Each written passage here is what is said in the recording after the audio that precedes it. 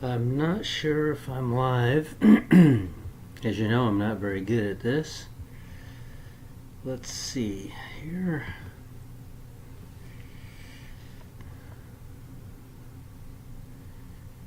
There we go. I have to go on YouTube, see if I'm live or not. I don't know how to do this. Not good with the computer stuff. There I am. Oh, I am live. Okay. Repo Man 64. Let's see if I can hear it. Hold on one second. Sorry about all this. Yep, I can hear me. All right. So, there we go. Hi, Isaiah 53. How you doing? Yes, loud and clear. Good. I'm looking off to the side because I'm actually watching my phone.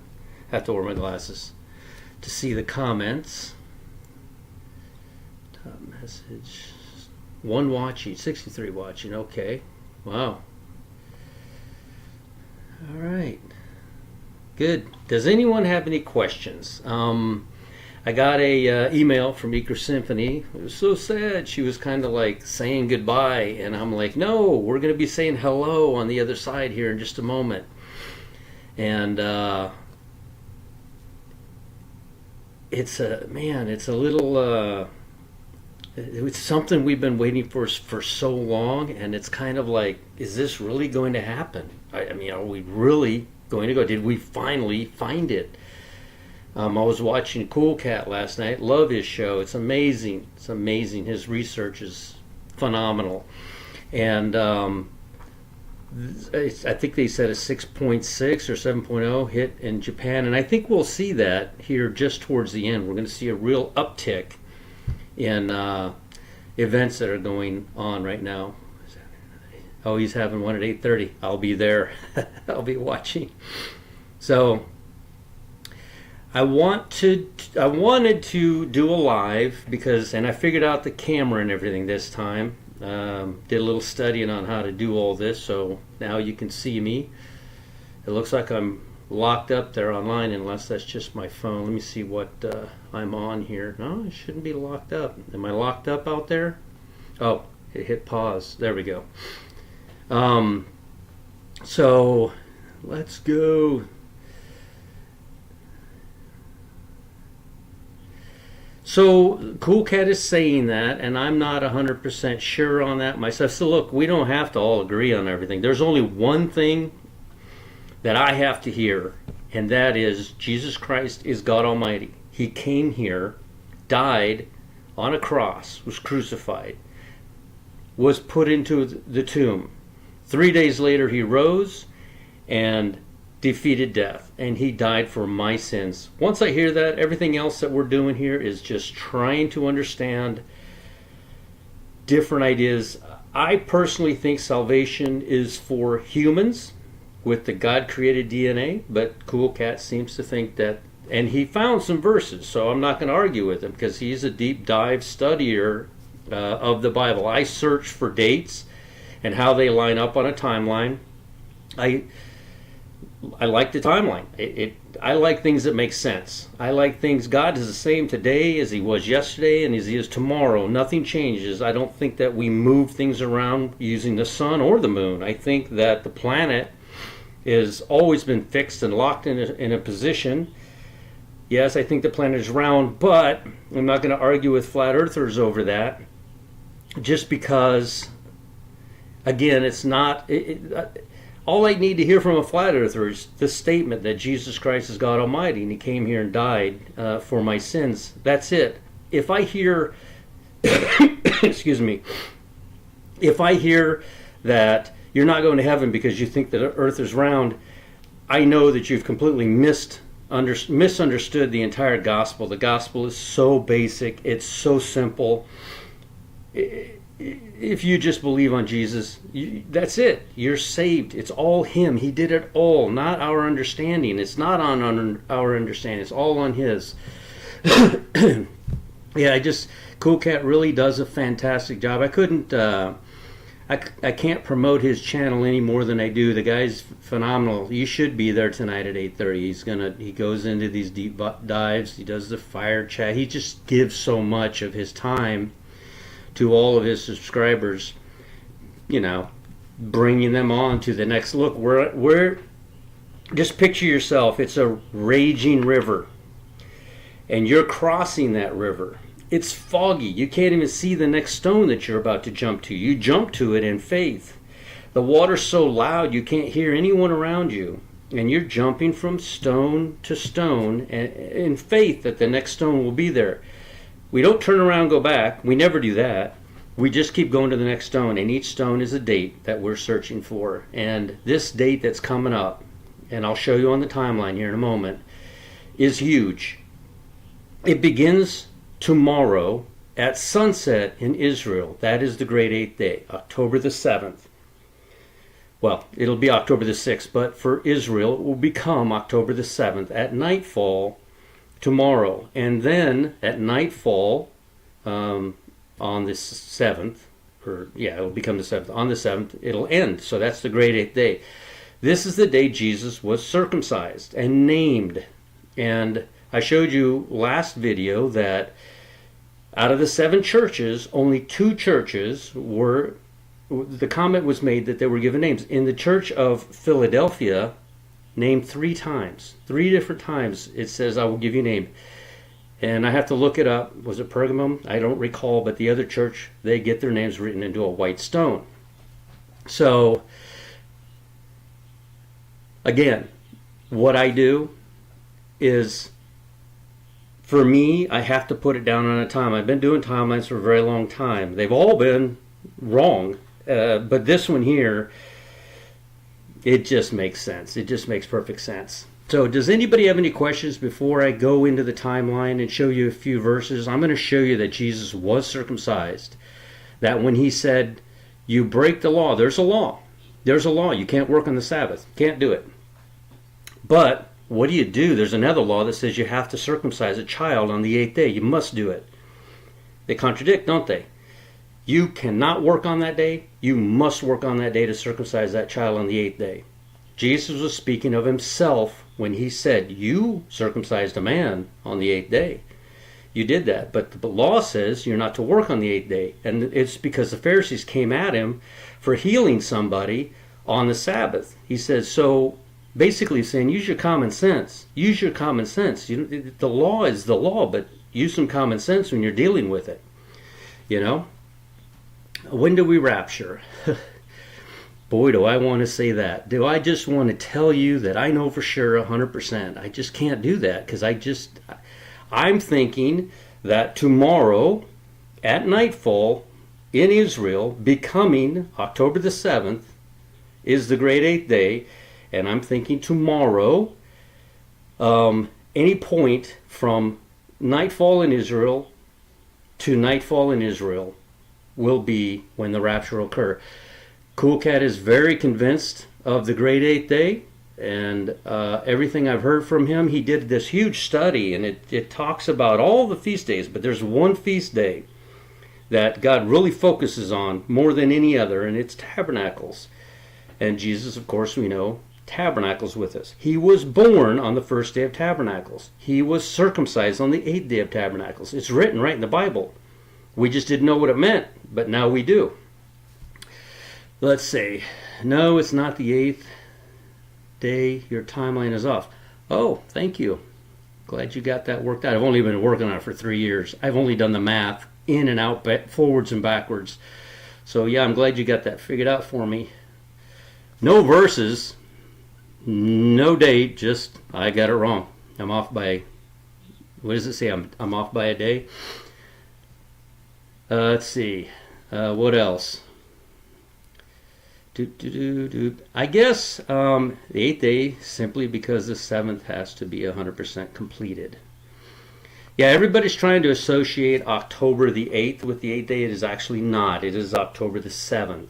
The very end at nightfall, and that's why the whole thing's a real high watch time for me. But at the very end of the 8th day, October the 7th, it becomes the 8th at nightfall. So I think God's going to wrap it all up, and what happens at the end? 8, eternity. 8 means eternity. Wouldn't it be more fitting that it would happen on the 7th, and then we go into eternity after that? Yeah, Brenda says that, and I've thought about that a lot. And let me tell you why I thought about what Brenda said. I've been seeing this for years. I initially noticed it when Jesus rose. They began counting those 40 days. And I said, no, you can't count from there, those 40 days. You can't even begin counting until Thomas in the upper room, because we are the reason why Jesus did the wave sheaf offering on the day that he came to Thomas in the upper room. Jesus rose to heaven on the day he rose from the grave. You see him in the Bible walking around, but then you don't hear anything about him until he sees Thomas in the upper room. Jesus, during the Feast of Unleavened Bread, had to wait in heaven until the 7th day, where he did the wave sheaf offering, and then met Thomas in the upper room on the self-same day, on the 8th day. Remember, Jesus rose on a Sunday morning. He met Thomas in the upper room on a Sunday morning. He did the wave sheaf offering either that Saturday or Sunday morning before he came to Thomas in the upper room. You're saying that? You studied 3 years. I've been studying for decades. Okay. Elijah Ha-Navi, what is your YouTube? I want to see your research. You can come on here and say decades. I've actually been studying it for decades, but this particular timeline I've been on for a little over 3 years. But I want to see your YouTube and your studies. That would help me out a lot. Maybe I could learn something from you as to when the head of the year is. The head of the year for me, and my understanding, is Jesus has been told that Lazarus is sick. Jesus is sitting there with everybody, and he finally admits that that Lazarus has died. And then he, out of nowhere, just says, "Are there not 12 hours in the day?"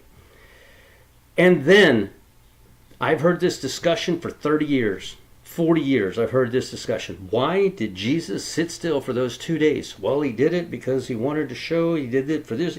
I've heard 100 reasons why he sat still for 2 days, but I've never heard because in Exodus 12, the head of the year was moved back. Jesus knew it was Rosh Hashanah. It was the head of the year. You're not to move for 2 days during Rosh Hashanah. He sat still for 2 days because of Rosh Hashanah.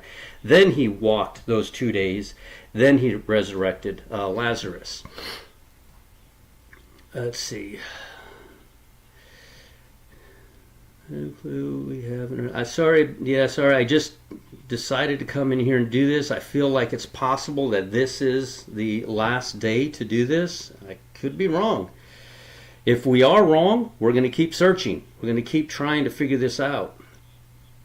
I'm not awesome. God is awesome. I'm so blessed that He has showed me what He has showed me. I am not a bright person, but God has shown me something. I believe God has shown so many watchers so many things. I can't say a bad thing about any watcher and their studies, because I feel like each person added one part of that combination lock, and it's not a combination lock like we see with move 3 times. No, this combination lock is huge, and each watcher and studier of the Bible that I've listened to over the years has just added one more piece to it, and I've grown exponentially over the years in my understanding. Yes, we're all teachable. I'm teachable. Man, am I teachable. I just, the things that Dr. Barry, honestly, I didn't know where to put these feast days at. I didn't even understand them if it wasn't for him. Dr. Barry, I can't even, say enough good things about his research. Gina's here. Sorry about that, Gina. I just walked in here and started it. I'm kind of like that. I'm kind of just off the cuff. I do stuff. When something comes to me, I just do it. All right, so let's go into the time. I want to show you, everybody keeps saying, Jesus was born September the 11th. No, he wasn't. September the 11th is the day God created light. People are trying to associate, it's very dangerous. People are trying to associate Jesus as being born on September the 11th. He was not. And that's not the day.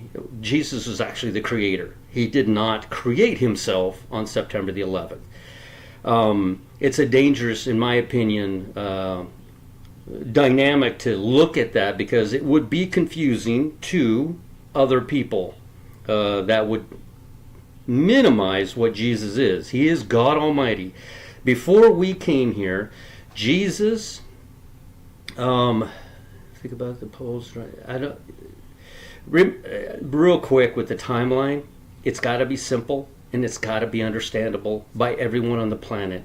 You don't have to do a bunch of mathematical gymnastics to go through this. You don't look at the sun. It precesses. It moves every 2,160 years. You don't look at the moon. It goes around the earth every 29 and a half days. It matches nothing.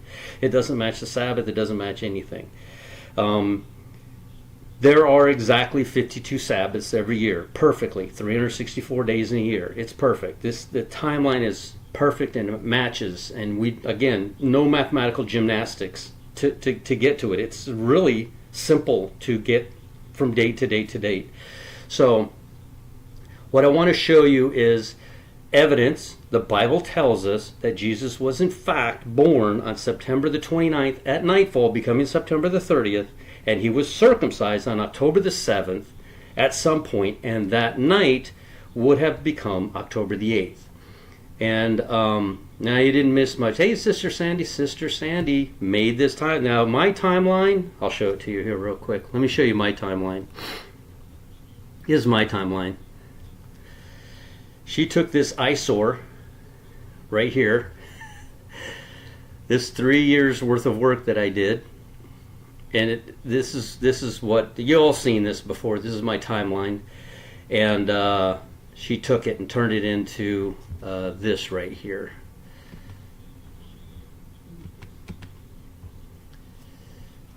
Let's see here. I don't know what I did. I did something wrong here. Hold on. Yom Teruah. Is this it down here? No. Is this it here? Yes. Does that say 2930 down here? Do I have the right one? Yep, this is it. This is what she turned it into. What in the world? Alright, I don't know how to get rid of this at the bottom. Let's see. Let me enlarge this. Oh, I got rid of it. Okay. So she did this. She spent her time doing this.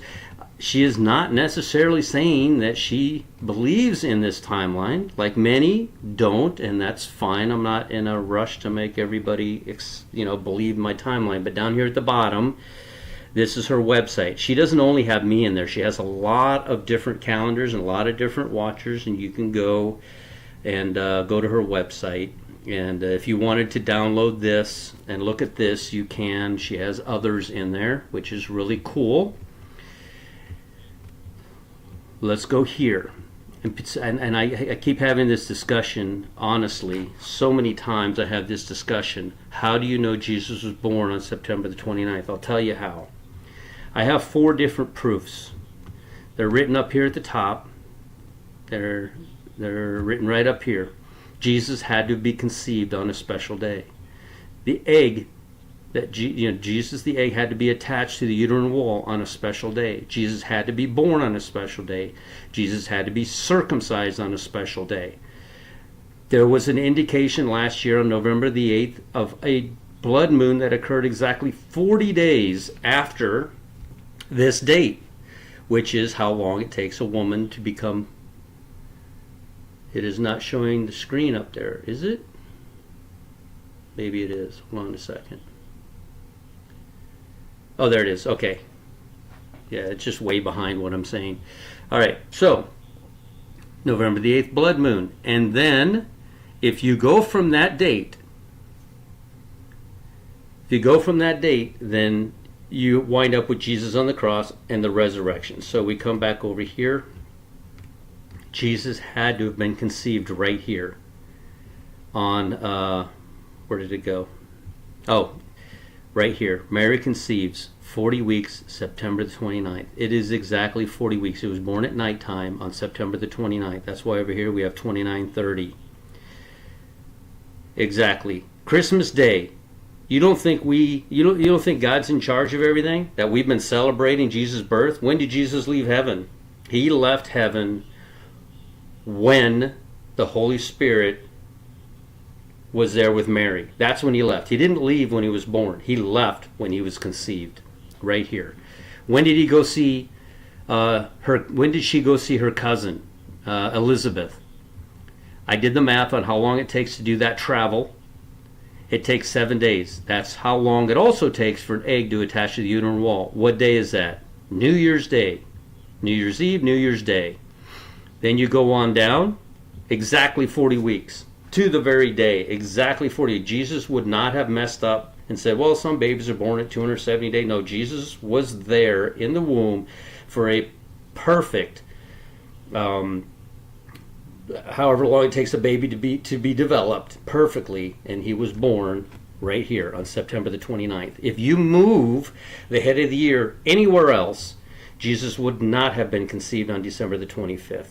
If you put it on September the 11th as when he was born, and you go back 40 weeks, you will not land on anything significant. The only time this works is when Jesus was born on September the 30th, and then he was circumcised and named on October the 7th. All right. So, let me see if I have anything else. I don't think I have anything else. Ew. That's an ugly timeline. Thank you, Sister Sandy, for fixing it. All right, let me go in here and read the comments. Yes, the century is December 20th. Yep. Okay. Yes, there's mockers and scoffers in the last day. I don't get upset at that. Hey, God's Land Down Under, how you doing? He has a YouTube channel, does a very good job. Your sound is very low today. Turn up the volume. Just kidding. All right, so let's see here. Let me see where I am. Oh, I'm right here. Okay. Sorry I have to leave the ugly glasses on. I can see fine. I just can't read without them. They're Walmart glasses. They cost me $3.99. 1.5s. Otherwise, I can't read. I don't need double glasses like Cool Cat does. Commander Kelly. Just a technical day for the rapture.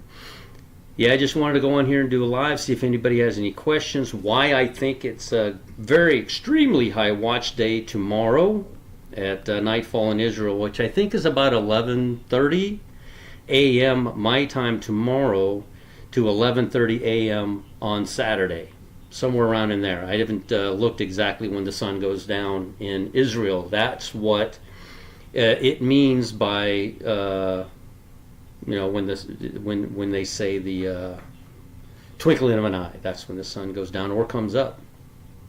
Let's see. So ready to hug Jesus. So am I. Brother Mike, let's go. Days of Noah.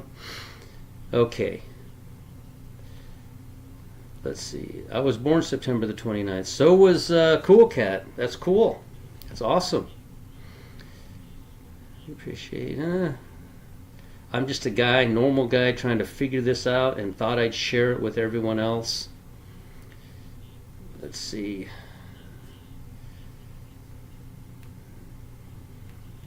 Repeat power. Okay. 6:20. Oh, it says 6:20 p.m. sunset for Israel. So that would mean 11:20 my time here. I'm in Eastern Standard Time, and that would mean that's that time for me. So the questions the thing is delayed slightly, so it's taking a minute for you to see what I've already done. So hold on a second. It's on the Sabbath. The 8th day has to be on the Sabbath. Did you know that the 8th day, October the 7th, is a Sabbath? And did you know, if you go back on your calendar, because they have to now that I don't care if they moved 10 days or this or whatever they did, it doesn't matter. You go back in the calendar, 30 AD, October the 7th is a Sabbath, which is incredible. Let's see. It's 2 days long. No, the 8th day of Tabernacles is 1 day long. It's 1 day. It's going so fast. Don't concern yourself with mockers and scoffers. Not even a little bit. I don't. They come in here all the time. I talk to them. I don't concern myself with it. If I'm wrong, I'm going to keep looking for a date. If you're wrong, you're going to miss the date. Just remember that. That's all I can say to a mocker and scoffer. Otherwise, you don't upset me at all. It doesn't bother me. So, you're just fulfilling prophecy. Who is the mocker and scoffer? Kelly said this the best last night. Or no, it was, it might have been Wayne over at We Are the, I don't remember which one. I was watching Wayne over at We Are the Overcomers and Kelly, but who are the scoffers? Go out to the grocery store right now and ask anybody, do you believe in Jesus? And they'll be like, oh, I don't know. 90% of the people are going to be like, I don't know. I mean, yeah, I suppose. And tell them, do you think he could come back tomorrow? Yeah, I suppose. I don't know. I've never studied. I don't do any research whatsoever. I don't know. Go to somebody who claims to be a Christian, who has lived a pure, clean life, and tell them that the rapture could happen tomorrow. And they will tell you the first thing out of their mouth, without even skipping a beat. No man knows the day or the hour. That's the fastest thing they can say. You know who they are when they say that. They are not watching. They don't care when he's coming back. They're not looking forward to it. And they will be the first people to come in and say that Matthew 24:36. Everybody knows that verse. They almost know that verse better than John 3:16 and John 6:44. They almost know that verse better. And why is that? They are the mockers. The mockers are not the average person on the street. The mockers are the saints of the tribulation. They are those who are mocking. The average person is not mocking because they just don't know. Our job is not to convert the mocker or the saint to become a bride. That's not our job. Our job is to warn those who know nothing about this, like I do when I'm at work, for example. This kid asks me 1,000 questions every single day. He's becoming interested in this. But you know what's going to happen if he hasn't accepted the Lord into his heart? You know what's going to happen to him? If the rapture occurs in front of him, how long do you think it will take him to drop to his knees? Every knee will bow. How long do you think it will take him? So that's why we tell as many people as we can for them to know what happened so that they don't fall into the snare of, oh, it was an alien invasion. It was a nuclear blast and people were just evaporated. It's all kinds of crazy stuff that people will come up with to explain away the rapture. They will all be wrong. There will only be one right answer. Jesus took his people home. And that's the answer. Gina does, we have a Discord. I got to remember, I keep forgetting after I make a video, I got to remember I put the link to the Discord in there. I don't get to spend a lot of time in there. I do a lot of research, a lot of video, watching YouTube and stuff to gain some kind of a new piece of information that I can use to go and research. I just do research on it's iron sharpens iron because I do listen to all these other YouTubes. I've heard people say I don't watch other YouTubes. You're missing out because a lot of these YouTubes have some incredible information. You really should be watching as many as you can. So, no man knows. Yeah, so that doesn't mean that they're not saved. It just means that they are Elisha. Remember, Elisha was walking with Elijah, and every town they went to, what was stated? Elijah did not know. Everybody's like, Elijah knew when he was going. No, he didn't. He didn't know because every single town they went into, he told them that he was going to be raptured that day, and he wasn't. He was not raptured because they told Elisha, don't you know, your master just said he's going to be raptured. Yeah, whatever. I've heard this 1,000 times. It hasn't happened yet. I don't know when it's going to happen. No man knows the day or the hour. So what happens is they go to the next town. And they come to Elisha. Hey, what's up? Don't you know that your master's going to be taken? Because that guy's walking around talking about a rapture. And then Elisha, no man knows the day. Hold your peace. I don't want to hear it. Until what? Until it finally happens. And when it finally does happen, how many stepping stones were there? You could follow. And I think Eco Symphony did this at one point, and I forgot how many different cities there were and how long it took in between each city. But this journey that Elijah and Elisha were on was not a one-day journey. This journey lasted for a while, and they kept saying to Elisha, don't you know that today your master will be taken away? And so, and Elisha's response always was, yeah, whatever, hold your peace, I don't want to hear it. No man knows the day or the hour. So they just kept going down that path until what happened? The rapture happened. But what happened immediately after that? Elisha was covered by the blood of Christ. He was saved. And what did he do? He immediately struck the water and walked across on dry ground, just like Elijah did. When he came across, Elisha did the same thing to go across. And what did he get? He got a double portion. So, to be angry at a saint? No, never. They're very important. They're going to show up in heaven. They're going to be a great multitude, so we don't get angry at them. They're very important people. It's a huge group that nobody can count. But if you'll notice, in Revelation, it talks about this great multitude from every tribe, every nation, and then it talks about this other group. Some were over 100 million, some were under 200 million. They are also from every tribe, every nation, and every group of people as well. And 24 elders simply doesn't cover it. Let's see, how many of you think are pets? A lot of people go into the pet thing. I like Commander Kelly's response. They're food! They're food for the people. That's terrible, I'm sorry. My wife loves our little dog. I don't know. I don't love the little dog. The little thing makes a mess everywhere it goes, but she loves the little dog. Is it gonna go? It's an avenue I've never walked. It's a road I've never walked down. I don't know. They don't have souls. We have three things. We have body, we have spirit, we have soul. Animals have soul and body. They don't have the spirit, so I don't know. Yeah, many are asking about pets, so everybody asks that question, and Kelly has the best answer I've ever heard. They're food for the tribulation saints. Yeah, that's terrible, right? He gets away with that, though. I mean, he could literally just say that. He was trying to kill a mouse on his last night's live. I'm like, if I killed a bug on this live, people would be upset at me, but he was trying to kill a mouse. He actually had a mouse in his house. I don't have a mouse in my house. The animals and my wife and my daughter just have these cats and these dogs, and they're all medically needy. And I have a cat. You know where it's at? It lives outside. It's the strongest cat we have. It's in the best health ever. It's not overweight. It doesn't have any medical problems. It runs around, jumps on the fence. It's up on the roof all the time. That's my cat, Tick. That's my cat. Her name is Tick. She's been fixed, so there's no problem. She's the toughest cat in the neighborhood. Anybody comes around, she messes them up. The cats in the house are scared of their own shadow, so we don't have any mice around the house anywhere they're going to make it in. Tick will get them before they get to the house. So I'm not promoting cats, but this cat's pretty independent, and I kind of like that.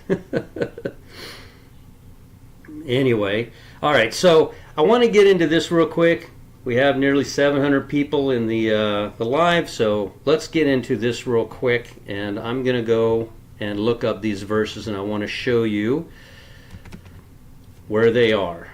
And I'm guessing everything's going to work, so let me get into here real quick. All right. My computer's slow, sorry. It takes forever to load up. Come on, eSword, you can do it. Let's go. Let's go. There we go. It's coming up. Taking forever. All right. Come on, eSword, you can do it. We're going to go to Leviticus 23:39 to start. If eSword would ever load up. Come on. I don't know why it's not loading. I reset the computer. Oh, there we go. There we go.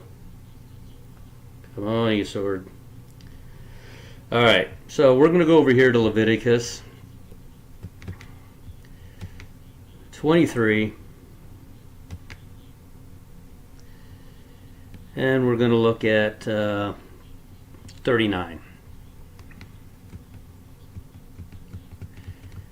let's see here, 39.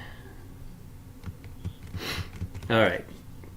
Just so you know, there is no question that the 15th day of the 7th month is going to be Tishri 15. That, on my timeline, and honestly, this year, the Hebrew people are also, for some reason, looking at exactly the same thing. They know that September the 30th must be a Sabbath. They know that October the 7th must be a Sabbath because the Bible said so. It shall be a Sabbath. It says it right there, clear as day. Also, in the 15th day of the 7th month, when ye have gathered in the fruit of the land, ye shall keep the feast unto the Lord 7 days. On the first day shall be a Sabbath. The first day of the feast must be a Sabbath. September the 30th was a Sabbath. Let me go check to make 100% sure that I'm accurate. I know it is, but I still like to check. September the 30th. Yes, it was a Sabbath. It is a Sabbath on the Gregorian calendar. It is a Sabbath that the Jews are looking at. It's the Sabbath. 8 days later, exactly 8 days later, will be a Sabbath again. It will be October the 7th on Saturday. Also, in the 15th day, when you gathered all the fruit of the land, you shall keep the feast unto the Lord 7 days. On the first day shall be a Sabbath, and on the 8th day shall be a Sabbath. All right. We have confirmed now. We know that the 30th is a Sabbath. We know that. The Jews did not use the first sliver of the moon. Why? Because if they did, the moon would not line up with the Sabbath. There is a command here in the law of Leviticus that they must start on a Sabbath. The moon didn't line up. It never lines up. It doesn't ever line. Telling me to use the first sliver of the moon, for me, is like using your fingernails on a chalkboard. It's not the moon. It's never been the moon. The moon comes in every 29 and a half days. The Sabbath comes in every 28 days, 4 of them. The sun goes around every 364 days, but then they cut each day short by 4 minutes for some reason to make it 365 and a quarter days. There's actually only 364 days in a year. There is exactly 52 Sabbaths every year, and they happen every Saturday on the timeline. When you do that, it adds order to all this. God is a God of order. All right, so let me see. Let me get back to where I was here. Boom, boom. John 7. We're going to go to John 7. Right down here. John 7. John 7:19. We're going to dig out a little bit of stuff. I don't dig as well as Cool Cat, but what I do dig out has everything to do with the timeline. That's where I put my focus on for years. I asked God, I didn't care when the first day of the year was. I did not care. It meant nothing to me. I only wanted to know when it was, because I knew if I knew the first day of the year, then I could take all these dates the Bible is talking about and put them on a timeline. And wouldn't you know it, when I start on a certain day and I count it out and I don't even pay attention to the moon is there for blood moons and for warnings of things to come, and they might or might not land exactly on the correct feast day, but they are warnings of things to come. It's not, well, there's a blood moon and the world's going to end. No, it's always a warning of things to come. Okay? So, where were we at? 19. Did not Moses give you the law, and yet none of you keepeth the law? Why go ye about to kill me? Now, this is a course in red. That's from Jesus. Let me make sure you guys can see this on the... where am I at? Here. Let me make sure you guys can see this. Oh, yeah, you can see it. Okay, I just want to make sure. Let me get back here. All right. So they tell Jesus, what are you talking about? You have a devil. Who's trying to kill you? Jesus already knew who they were. These are the Pharisees, the Sadducees, and the high, mighty, rich people that knew everything. They knew the law and everything, right? He knows these are the people that are going to kill him here in a few days. Jesus answered and said unto them, I have done one work, and ye all marveled. He healed somebody on the Sabbath. Moses therefore gave unto you circumcision, not because it is of Moses, but of the fathers. And ye on the Sabbath day circumcised a man. What man is he talking about? He's talking about himself. How do we know he's talking about himself? Jesus, the people answered and said, Thou hast a devil, who goeth about to kill thee? He already know. He was talking about himself. And they didn't even know that he was talking about himself. They didn't know that. But right in here, he was talking about himself. And what did he do on a Sabbath? He healed somebody. What do the Pharisees and the Sadducees do on a Sabbath? They circumcise. They are not supposed to do any servile work on the Sabbath. But yet, what did they do on the 8th day? They circumcised a man. They circumcised Jesus. He's telling us when he was named and circumcised. He's giving us the date of when that happened.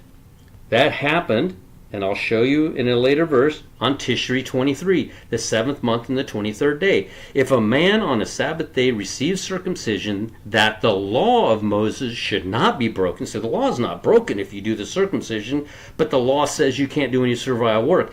We have a contradiction here, don't we? But we don't, because both laws are held up.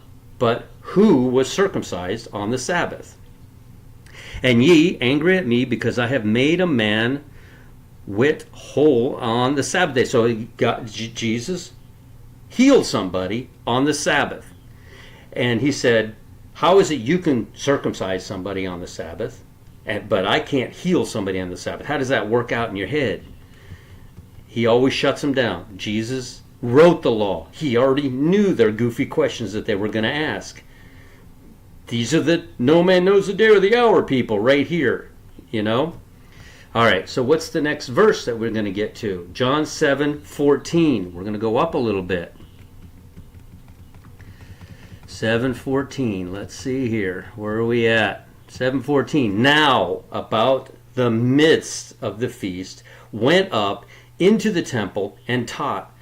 The middle of the feast, the middle of tabernacles, Jesus went up and taught. He told his apostles, you guys go on ahead. I'm going to hang out here. But in the middle of it, he went up and taught. Yesterday was the middle of that feast. Exactly right at about the time they did that little test that we all went through. I don't know. I didn't know if it was going to mean something huge or if it was just a way to get us to become calloused to things that people are seeing. In other words, they like, how do you say? They're being callous. We're being taught that, oh, these guys are saying this huge event's going to happen, and then it doesn't. We've been doing this for so long. There are those who have said, I don't know if it's ever going to happen. They keep saying it, but it doesn't. Rather than getting in and studying yourself and getting excited about this, they get in and they kind of give up. And you don't want to be that. You don't want to do that. You want to keep watching. Yeah, nothing happened yesterday. Or did it? Did the enemy not get you, everybody riled up all over this country about an event and then nothing happened? That's what they do. They normalize everything so that you're not concerned with it. All right, let's go to Luke 4. Luke 4, right here. 18. This is kind of cool what I'm about to show you. I talked about it, but it wasn't interactive, and I'll go back to reading the questions here in a moment. But look at this.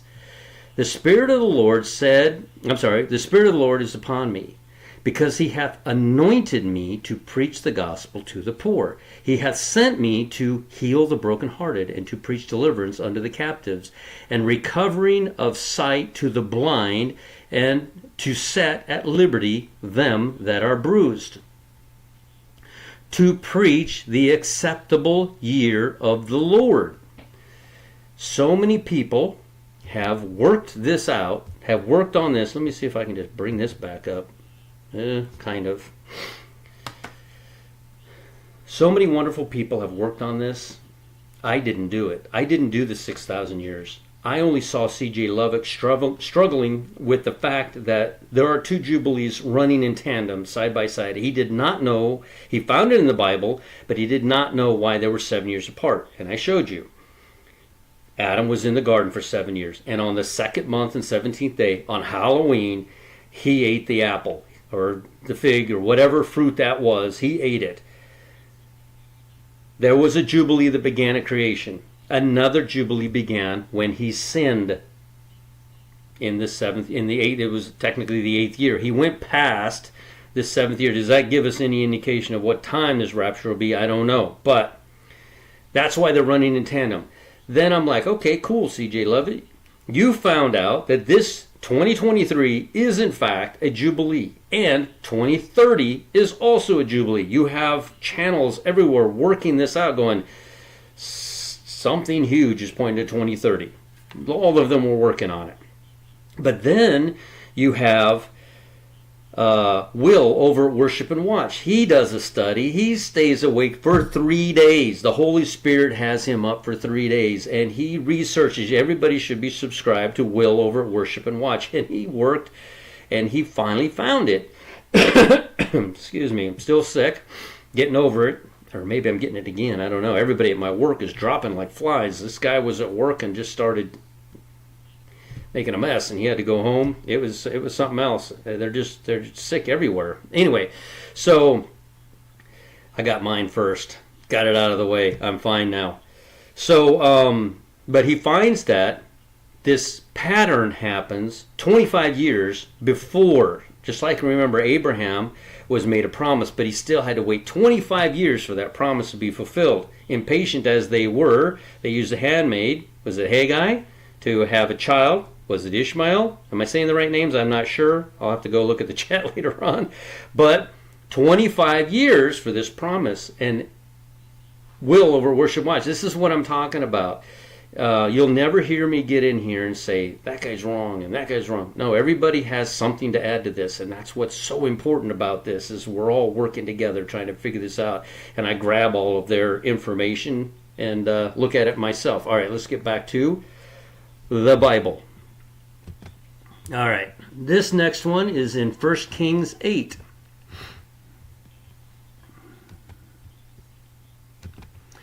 All right, 65. That's way down there. Let's go. All right. Let's see here. All right. Now, this is what I wanted to show you.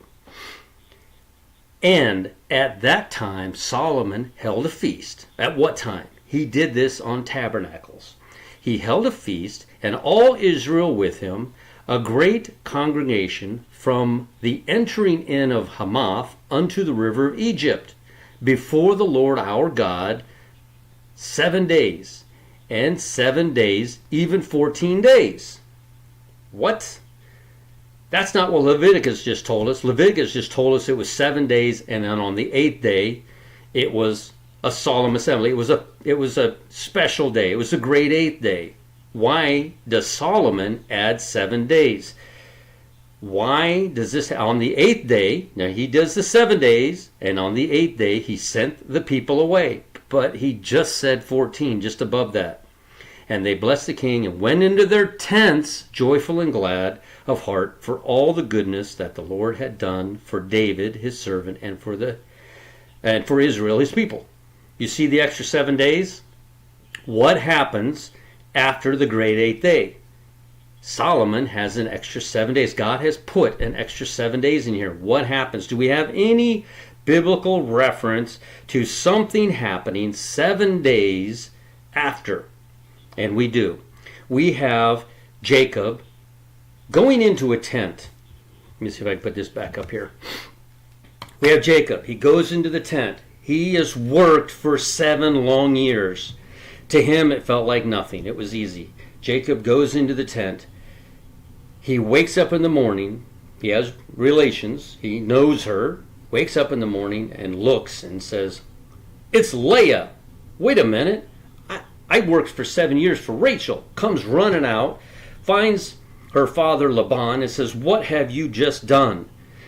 Because this means marriage. This is marriage.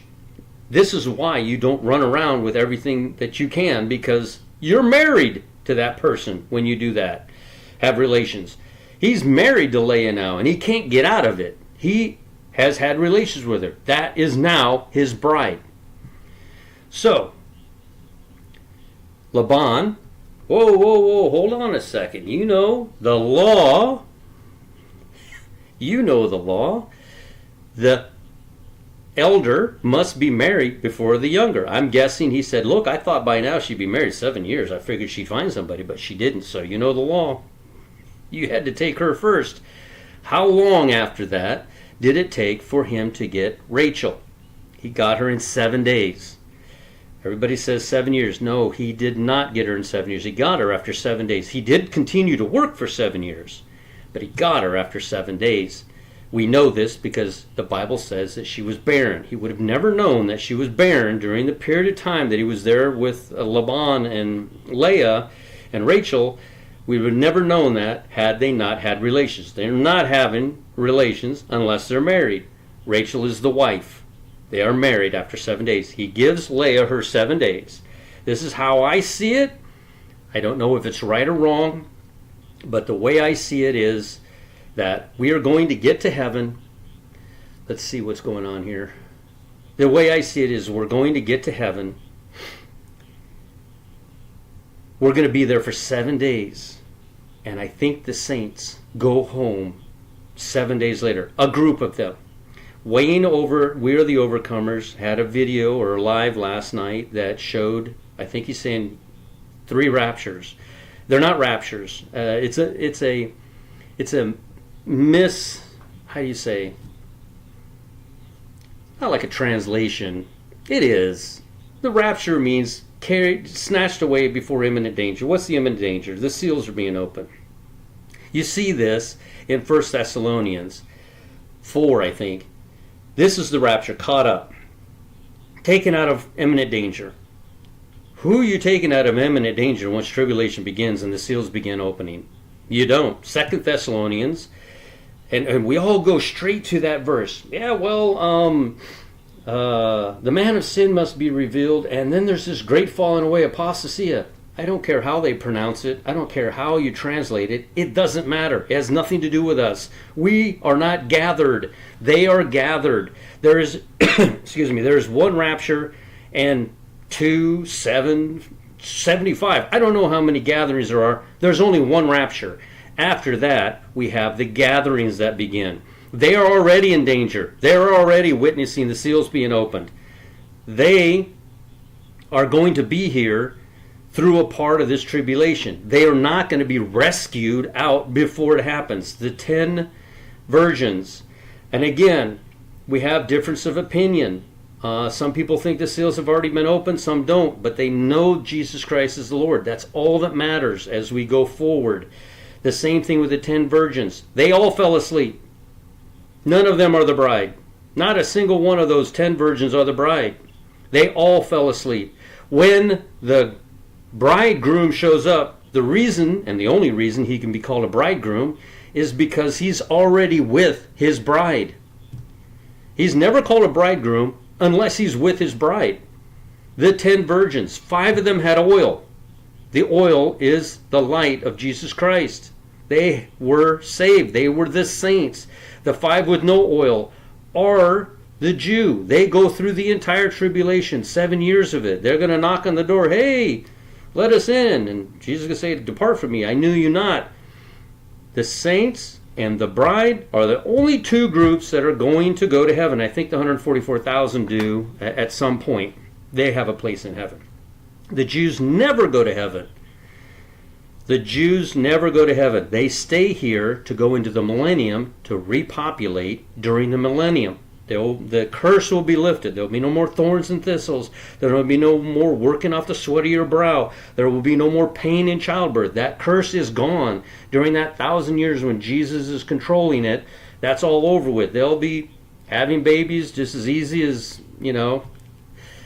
I don't know. I don't want to say because a bunch of women are going to be like, you don't know how hard it was. I passed a kidney stone. I know exactly how hard it was to have a child. I've passed about 8 of them. I actually have one passing now. It's not easy. I know. All right, so let's look in the chat before I get on to some more verses. Anybody saying anything brilliant that I need? No man knows the day or the hour. Say something that gets me. Something that catches my attention. Prophetic Watchman 88's in here. Peter, is that his? Sorry, it's been a while. How you doing? That's awesome. Nice to see you in here. Midnight Hero 64. Were you born in 1964? Are you currently, if your birthday hasn't come up yet, 58 years old? Like mine hasn't come up yet. I will be 59 years old. That's crazy. Thin ice. Am I on thin ice? Did I do something wrong? There he is. We're always brilliant. Peter, sorry. Yay, Peter. All right. Yeah, he has an awesome channel, too. Awesome channel. Man, I'm so glad I did this live. This is awesome. I'm not good at it. I'm good at just talking to the phone and then going in there and recording it. This is awesome. Are we there yet? Are we there yet? I have not seen Heather R. No, there. That's. And here's the thing. Just like Cool Cat has his group, I go into he has a thing called Clapper instead of Discord. It's a app called Clapper, and it is so awesome. October 1964. You're younger than me. Wait, no, you're older than me. Sorry, Sister Sandy. I didn't know that. I thought you were like 20. You will be in heaven. You're going to have a brand new body, and we're all going to be. I think we're all going to be like 30 years old. I can hardly wait to bend over without. You hear that? My knee. Oh, hold on. I just give myself a cramp. I can hardly wait till none of that happens. Let's see here.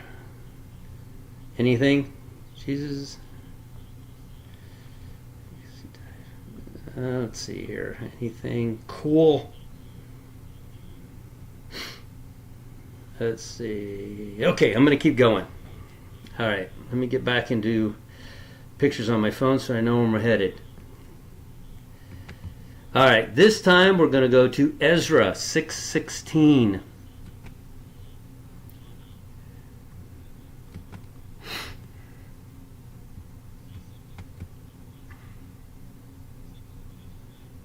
All right, here we go.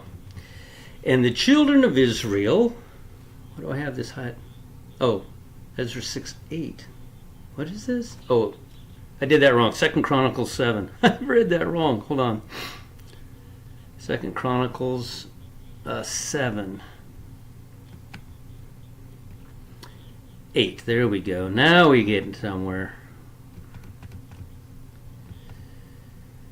All right. Also, at the same time, Solomon kept the feast 7 days, and all Israel with him, a very great congregation, from the entering in of Hamath unto the river Egypt. And in the 8th day they made a solemn assembly, for they kept the dedication of the altar 7 days, and the feast 7 days. 7 days. Is God going to give us our 7 days? Hold on a second. Let me finish reading this. And on the 23rd day of the 7th month, he sent the people away into their tents, glad and merry in their heart, for the goodness of the Lord had showed unto David, to Solomon and Israel the people. All right. Let me see what the next. No. Any more? Okay.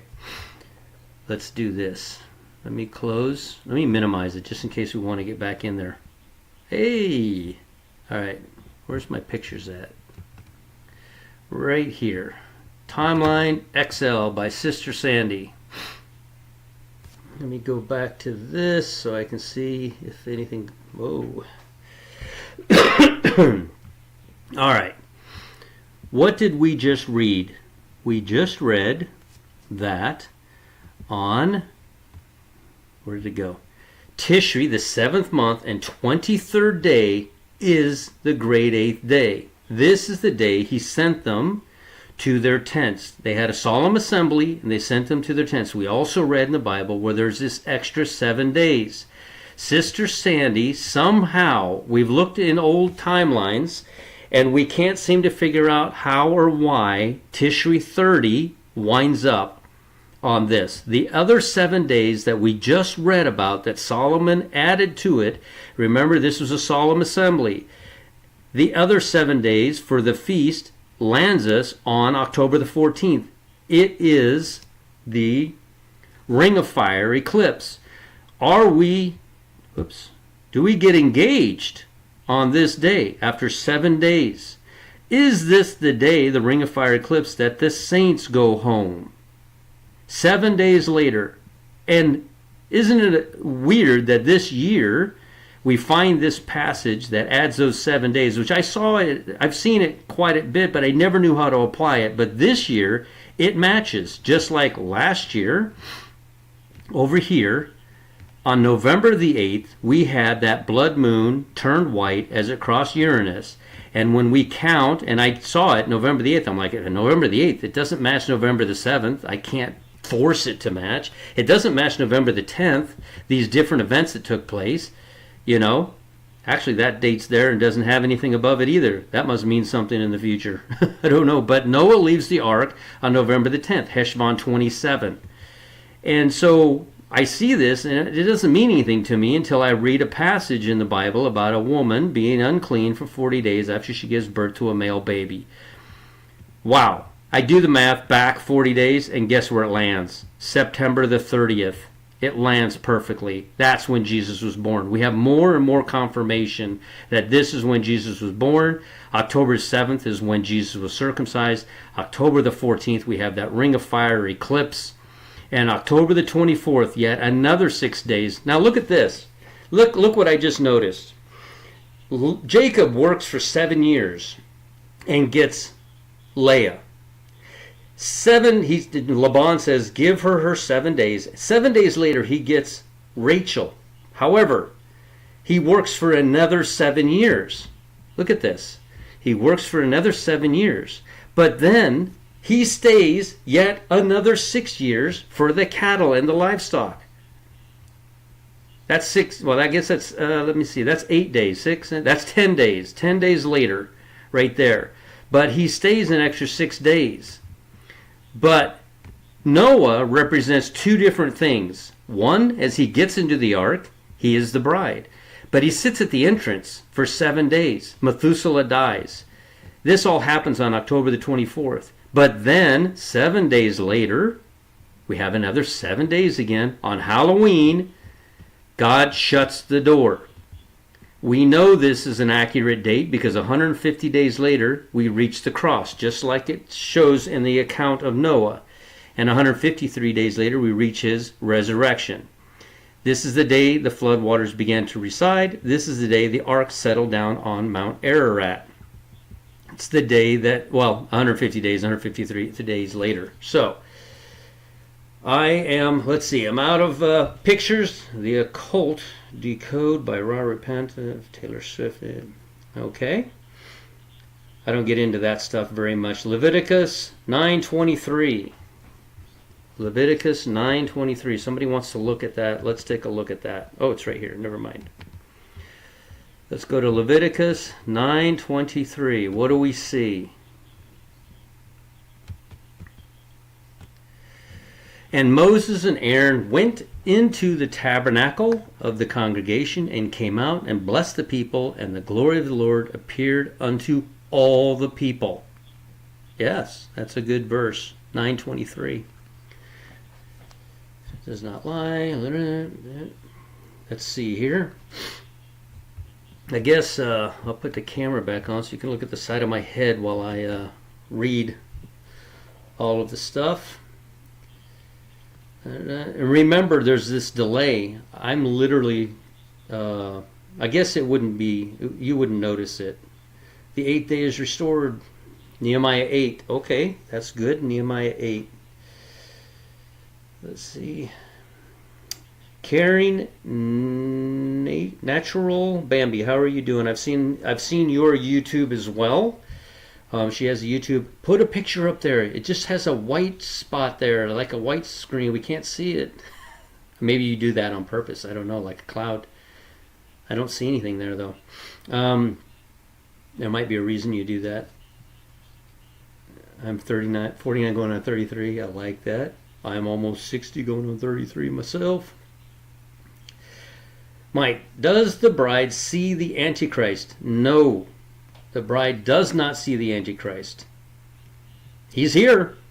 I mean, he's 666. He's a human. He's a human. He's here, but no, we don't see him. We leave in 1 Thessalonians. The Antichrist will be revealed in 2 Thessalonians to the saints of the tribulation. How long will they be here? I won't argue with it. I just see a 7-day period of time before they leave. I see that the 7-year tribulation is for the salvation of the Jewish nation. God is not going to focus his attention back on the Jews only to deal with a great multitude that no man can count at the same time. The focus is on the Jews. He loves those people.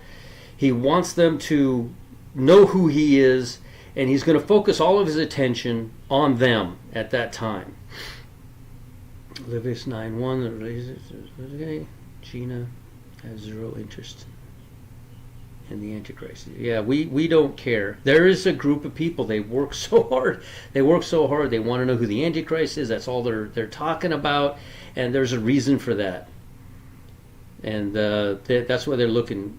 Ezekiel. Repo Man, can you investigate Ezekiel 46:16? Let's take a look and see what we see. Ezekiel 46:16. Where are you at, Ezekiel? There you are. Ezekiel 46. 16 and 17, I think you said. 16 and 17. Let's go. I said a Commander Kelly thing. Let's go. Thus saith the Lord God, if the prince give a gift unto any of his sons, the inheritance thereof shall be his sons. It shall be their possession by inheritance. But if he give a gift of his inheritance to one of his servants, then it shall be his to the year of liberty.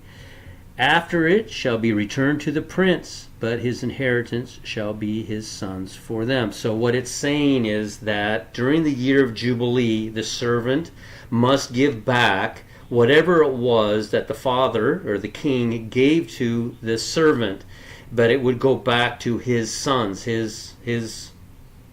And if you look at it from a biblical standpoint, the bride is here, and maybe something was. It's if you're looking at that in a fashion to state that something is lost, like your salvation, and no, your salvation cannot be lost. It can never be lost. Once you are saved, you are always saved. It doesn't ever go away. The question always has been, were you ever saved in the first place? You know, so Isaiah 53 is here. Hey, how you doing? Awesome. So many channels here. This is great. We're near. I saw we were near 1,000 in the live chat. Now we're down to 900. I must have bored 100 people to death. So nobody is listening. I don't know what that means. There's 900 people listening. You know, a lot of people. 5:46. A lot of people are driving, so it's really hard. And I'm really early for California, so. Isaiah 53, 3 days resurrection, 50 days Pentecost, 100 days. Yeah, we went through all that. If you go from the flood, 153 days will be when Jesus resurrected. There was a lot of 153 days that we found in there. Nehemiah 8:17. Okay, let's do this. Nehemiah 8:17.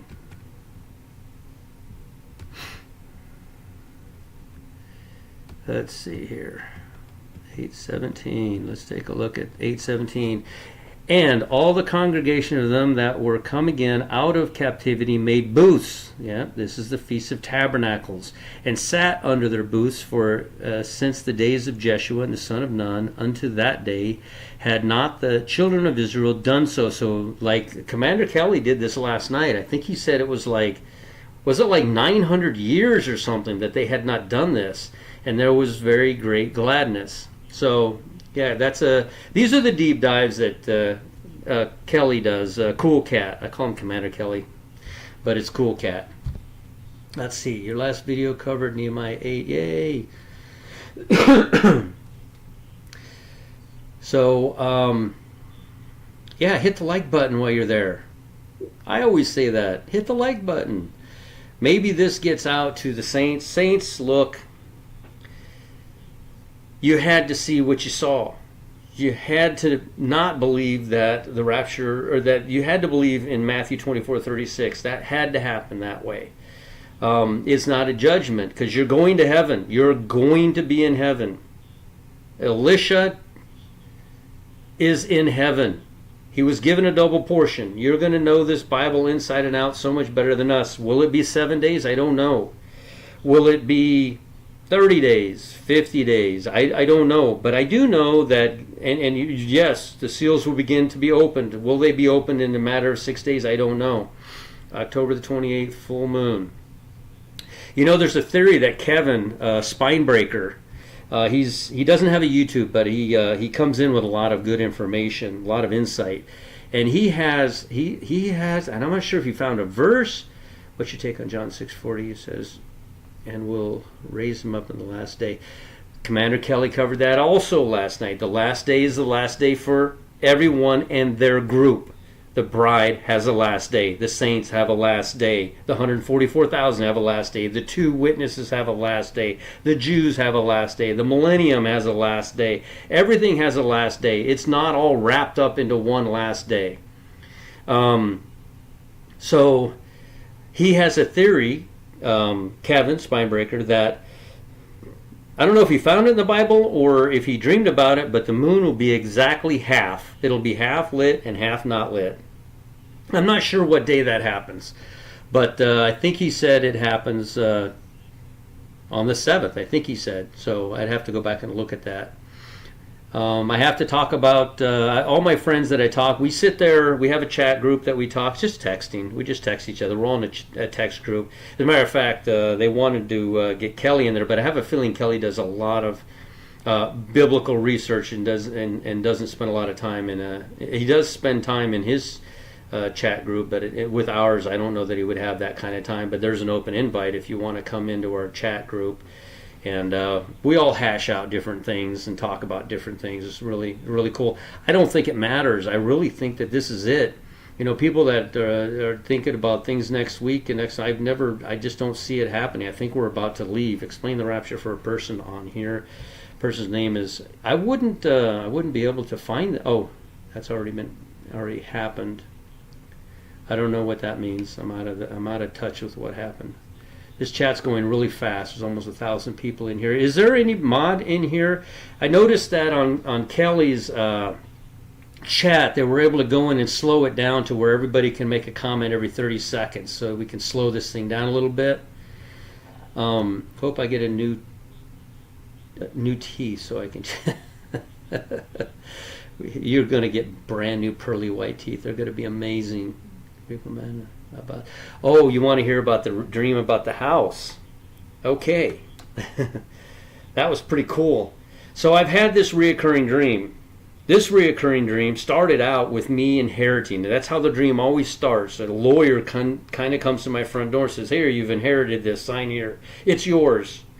And I go there, and the first time I go, it's just this huge field, like this square block of just nothing but growth everywhere. It's grown up everywhere. And the first thing I always do after I inherit is I begin fixing and cleaning it up. So as I'm fixing and cleaning it up, I find this house. It's not a small house. It's a huge wooden house. It's enormous. It's falling apart. It's terrible. But it's mine, so I make a go of it. Hey, look at that. Slow-mo. Every 6 seconds. There you go. Okay. Maybe even slow it down more than that. Maybe every 20 seconds. There you go, 30 seconds. That'll work. Thank you. All right. No, once saved, always saved is wrong. Wow. Anyway, so I go in and I'm cleaning up the property around. So I wake up, and this has happened over the past year or so. And I'm thinking, all right, so tonight I want to dream about that house again. That was really cool. I didn't know what it meant. I told Kevin kind of interprets dreams, and I told Kevin about it, Spinebreaker, and he's like, I don't know. I mean, it looks like, you're just getting your house in order, I said, oh, okay, cool. Next dream. I'm in the house now. The property's all cleared. The house still run down. I go in the doors are all broken, and the first thing I do is I try to fix all the doors and the windows so that they open and close properly. I don't know why, but I have to fix the doors and get them to open and close. And I go through the house. There's level after level of this house. It's gigantinormous. Like what's his name says, Hourly Watch. Patrick over at Hourly Watch. So cool, right? That's a couple months ago. And the other night I have this dream. It's the same house. It's on the same piece of property. The property is beautiful. The landscape is nice. The house is huge and it's perfect. It's built and the wood is solid and there's nothing rickety about it. All the doors and the windows work. And I go inside of the house. When I'm outside the house stands by itself. I don't even know where it was. It's just a piece of property. I mean, it could be on... Imagine your house wherever you dreamed it to be, in the side of a mountain, up in the mountains, at the bottom of a mountain, next to a creek, next to a river, next to a lake, next to an ocean, wherever you dream about it. When you walk out your front door, you look back, that's where your house is. So I go into the house, and the first thing, I don't know what, somebody said, somebody made a joke about the toilets. I don't know what all the toilets were about. It was just like an inordinate, there was like a toilet in the kitchen, a toilet in the bedroom. I didn't understand what that meant. Somebody said the white throne judgment. That's funny. You got to admit, that's funny. So, but each room had everything it needed, but all the stuff was lying around. Like the bedroom had everything it needed. And the one thing I noticed about the bedroom was that the bed was here, right? Against the wall. But on either side of the bed, there was a little bit of space, and then there was these two staircases that went down. Stairs that went down. And I thought to myself, I got to stand these nightstands back up. I might roll out of the bed and roll right down them stairs, So I was putting the nightstands up. But then I'm walking through the house. I'm like, wow, this is amazing. And I go to the back of the house, and there's this huge, archway, this huge door. And I'm looking through the door, and I see all these people out, and it looks like a mall to me, like a mall. There's just a huge doorway that goes through. And I stepped through it, and I thought, people are going to wonder where I came from. They don't appear to notice that I'm standing here. And as soon as I step through, I'm in this huge mall. And nobody notices me, like it's no big deal. And I look back, I can see into my house, but it appears that nobody else can. And I go back into the house, and I go out the front door, and I look, and I'm like, I'm not connected to a mall. What is this? What is it meaning? So Kevin interprets these, and basically what it means is that the back of the house is connected to every other house that we have. So the verse that says, in my Father's house there are many mansions. There are also, a translation says, in my Father's house there are many rooms. All of our houses are backed up to this. It may be a portal, I don't know, but you're able to walk out. If my house is somewhere 3,000 miles away, how am I supposed to get to my friend's house? It's 3,000 miles away. I don't have to. I just walk out the back into the mall, and his house is right there. And when we go out his front door, he has his house on a huge piece of property. You see what I'm saying? It was really cool how it played out. Baptism's work, it doesn't save. No, but it is a fruit, and I would do it. I would get baptized. It is a fruit. Let's see here. You had to be absent from the bodies to be present with the Lord. That's true. Let's see here. Great info, last call. Kids aren't accounted. Yeah, there's a lot of theories on the kids aren't counted until they are 20, because that's when the age they were that could cross over into the promised land there. Others say it's 14 because a young man becomes a grown man until at the age of 14. Hold on, I missed something. Can you give me understanding of Revelations 11:2? 11:2. Let's see. Look at a Revelation 11:2. Where's he sort of here? Revelation 11. But the court which is without the temple leave out, and measure it not, for it is given unto the Gentiles, and the holy city shall they tread under foot 40 and 2 months. It could mean two different things. From what I have understood from this, it also mean this is the 42 months that the Gentiles, and this is why a lot of people think that they will be here for 42 months and then be raptured at the end of 3.5 years. Or it could mean that they are taken to heaven and they are in heaven but outside in the courtyard. That they will be there and till the two witnesses come. I'm not sure 100% on that. Prophesy 1,003 score days. Let's see here. What else do we have? Stargate. Yeah, I know, right? That was really cool. Hope God gives mercy. God is very merciful. He's going to give mercy. Let me go back to this. There we go. Yeah, all the animals on the ark, you can read that in extra biblical books like the book of Jubilees and the book of Enoch. The animals were all babies. They were not full grown. You can play with a baby tiger right now. They don't hurt you. They play and stuff. But you don't want to mess with them when they grow up. They stayed babies on the ark. They grew up after they left the ark. Hide me in the secret of the tabernacle. Hide me. He shall set me upon a rock. Yes, Isaiah 53. You're all over the place. Oh. Let's see here. Yeah, don't condemn anybody to hell. Don't do that. God will get everybody he's planning on getting. We don't know who's going to hell. He might be changed at the last second, so we don't know where any. I would never tell you where anybody's going because I don't know. Every knee will bow. This is absolutely a fact. It doesn't say some of the knees or only the saved. It says every knee will bow. That is a fact. Let's see here.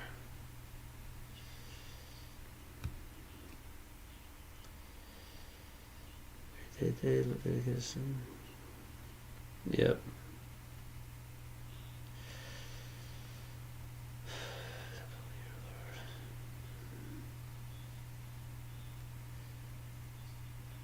Isaiah 54 I love.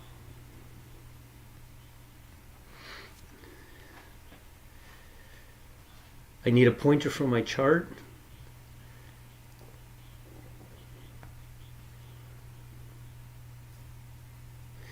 Oh yeah. Oh, okay. Yeah. You don't need to be baptized. It's a work. But once you're saved, you're going to start studying the Bible. You can't stop talking about it. You're going to get baptized. You're going to walk in front of a church. But just like it shows here on John 6:44, before you knew it, that you wanted him, he was seeking you, seeking him, seeking you. It started with him and it ended with him.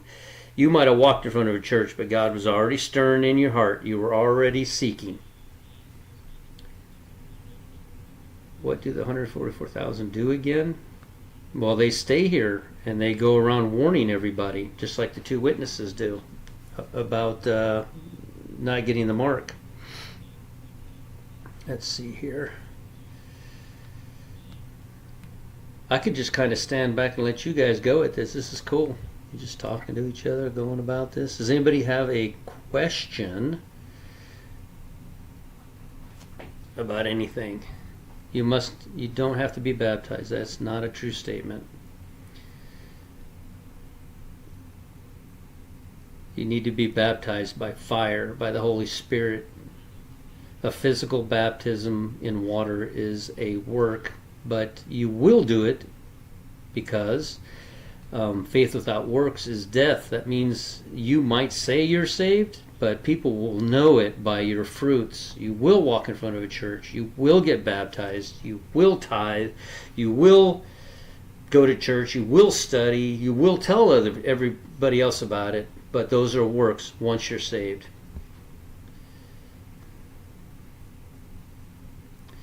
Let's see, how many cups of sugar does it take to get to the moon?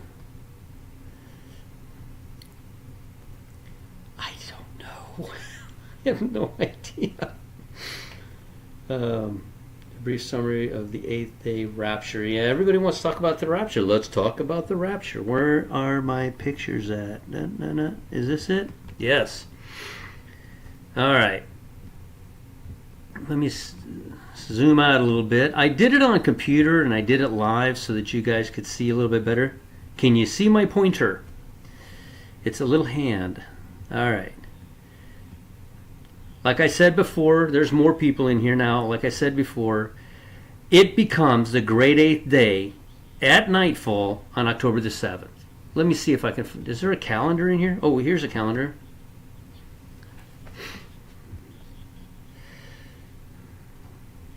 Where are we at right now?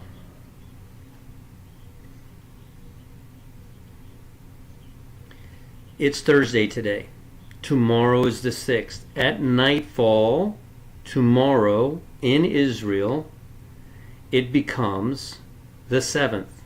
For us, at nightfall for them, on becoming the 7th, for us here in the Eastern time, it'll be about 11 something in the morning, 11:20 I think they put on there. So 11:20 in the morning, it will become the great 8th day in Israel. We always look to Israel. It's all about Israel. So the Sabbath begins at 11:20 a.m. tomorrow, and it will run through here, 11:20 a.m. on Saturday for us. So tomorrow 11:20 to Saturday 11:20. Okay? So the 6th, which is tomorrow at 11:20 in the morning, it becomes October the 7th, the great 8th day in Israel. And it runs until nightfall, which becomes October the 8th in Israel. Tishri 23. I've done all the math. I've checked and rechecked. It is 205 days from the beginning of the year of March 17th. From March 17th, including March 17th, to October the 7th, including October the 7th, it is 205 days. You add 75 days to that because this calendar is offset from the Gregorian calendar of January 1st being the first day of the year. Add 75 to 205 and you will find it to be the 280th day of the year. This is the 280th day of the year because the calendar is off from the Enoch timeline by 75 days, 280th day. You can go in right now and Google it. What day is October the 7th? How many days, what's the day of the year? How many days have passed to bring it to October the 7th? And you will find it will be 280 days. It is also the Sabbath. The Sabbath day is the day they circumcised a man, just like Jesus said, and he was circumcised on this day. If you go back to 30 AD and look at your calendar in 30 AD, you will see that on October the 30th, the calendar, the Gregorian calendar, matches October in 30 AD, it matches our current calendar in 2023. Saturday is the Sabbath, October the 7th. All right.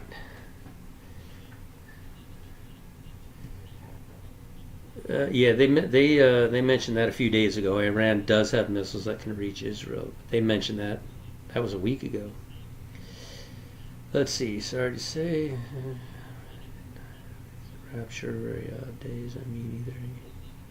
Just keep trying to stretch it. Yeah, I get that. Yeah, I know. I watched his video this morning. It was actually pretty cool. So then, why does Kelly think it could be Sunday too? Hey, Kelly has his channel. Kelly has his channel because he's not sure. I mean, what calendar are we supposed to use? I say this, but it doesn't mean that everybody has to follow with what I say. So he's looking at I think he said Friday, Saturday, and Sunday that the rapture could occur. It could occur any second. That's why I'm doing a live, actually, by the way, is because this is already going out. And should I be raptured right now, this is already out there. I don't have to sit down and download it and worry that it could happen. I've been thinking the rapture could happen.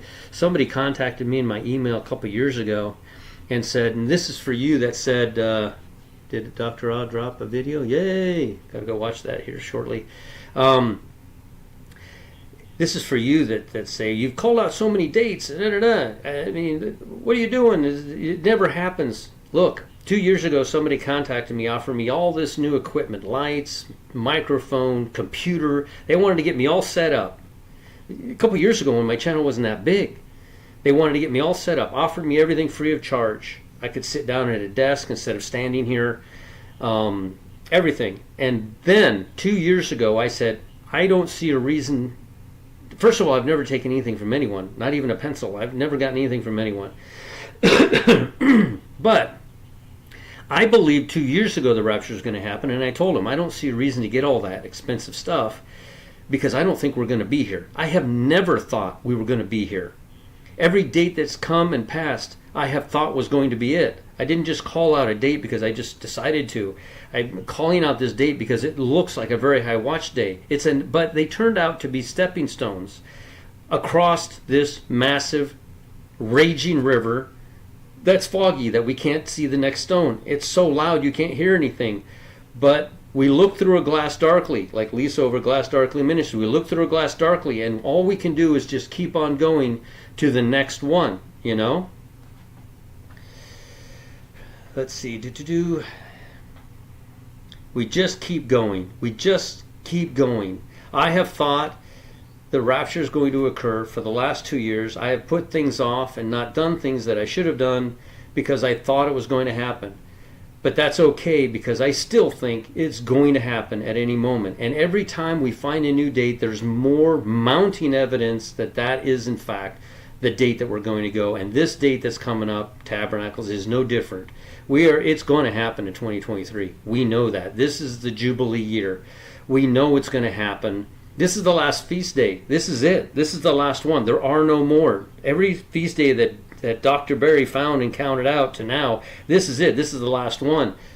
There's nothing except, you have, the flood beginning, you have Mary conceiving, you have the Festival of Trees, you have all these things coming up, Purim you have coming up, but nothing really is going to matter until Jesus goes to the cross again on March 30th. Well, not again, but, in history, on that date, March 30th. So what are we going to do, sit around for 6 months or just keep looking at other dates? But I really think this is it. I really believe this is it. But I've believed it for 2 years. Not to say that, and honestly, over the last 2 years, the evidence has been mounting to where we're at now. I can't see us going past this. I really can't. I can't see us going past this weekend. I think the rapture is going to occur this weekend.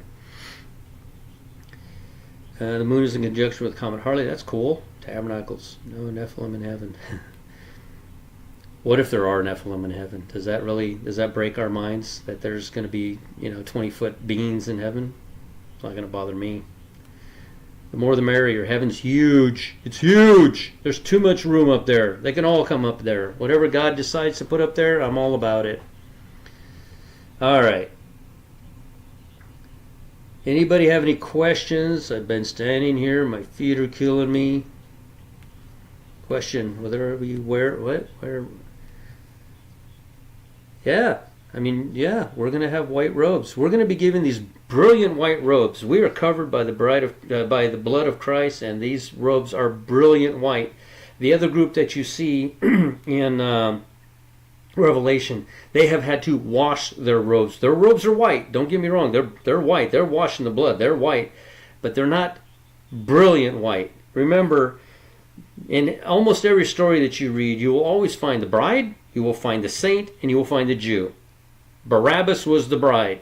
Didn't say a word up there. Didn't ask for anything. Didn't deserve anything. He was just up there. He was up there with Jesus. This is an example of the bride up there with Jesus. He was standing right next to him. Not a peep out of the guy. He must have been like, just shocked standing there. And then we have the saint. We had two thieves on either side. One of them finally asked Jesus to forgive him. And Jesus said, you will be, what did he say? You will be with me in paradise. Not the third heaven, not where the mansions are, not where the crowning ceremony will be, not where that meal is going to be, not where the rod of iron will be issued. They will be in paradise. It's still heaven. It's a fantastic place. It's perfect.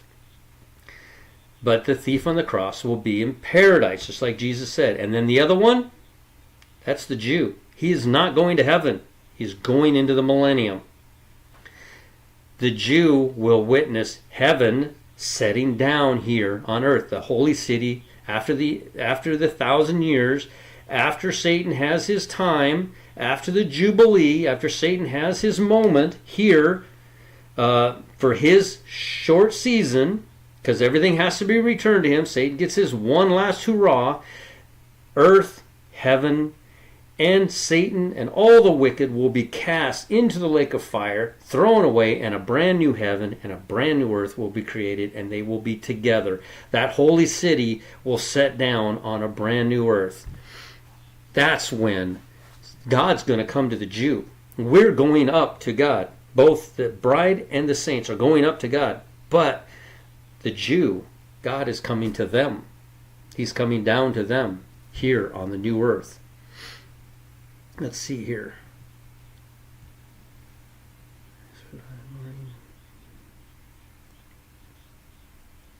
Amos 3:7.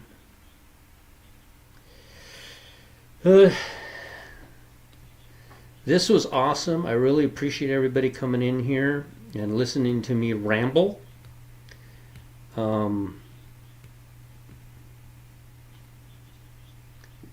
I just can't, they've slowed the chat down, but I just can't keep up with it and keep talking at the same time. Commander Kelly, he just does an amazing live. I really love his lives. They're fantastic. And honestly, so does Wayne over at We Are the Overcomers. Palm Sunday, I don't know what that means. Let's see here. Windows and doors are portals. Yeah, I don't want to turn it in. Dr. Barry just posted. Yeah, we know that. Dr. Barry just posted. I'm going to go watch that here in a minute. Would you please investigate Colossians 2:16? Let's take a look at it. What do we got in Colossians 2:16? Where are you at, Colossians 2:16? Let's find out what we got going on in Colossians 2:16.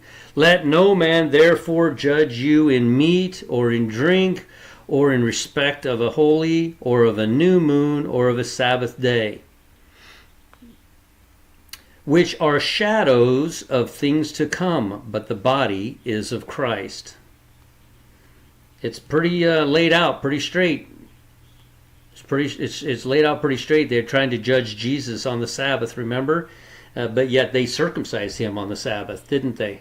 30 years earlier, 33 years earlier. So you don't judge people on things, on what they eat, what they drink, holy days, none of that stuff. The only thing we're judged on is, are you covered in the blood of Christ? Is that what you're resting in? Are you resting in the blood of Christ? Whoops. Are you resting solely in the blood of Christ? Or are you counting on some kind of work somewhere that you've done or you've contributed that God needed your help somehow? We got to warn the people because God needs our help. God does not need. He gifts us with the ability to help other people. It is a pure gift. It is not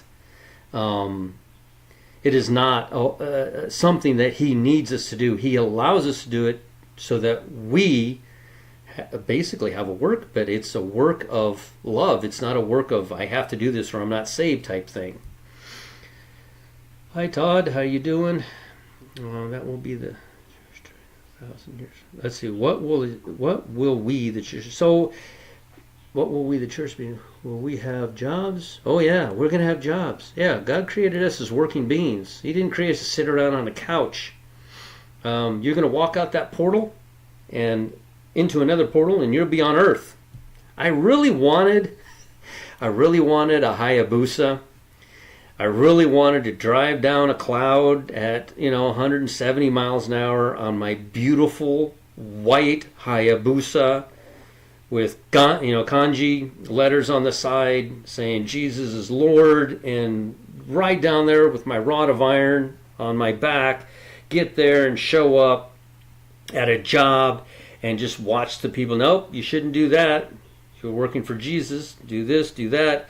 We will be running this world with a rod of iron, and we will be telling them in 1,000 years Satan's going to be loosed and he's going to tempt you.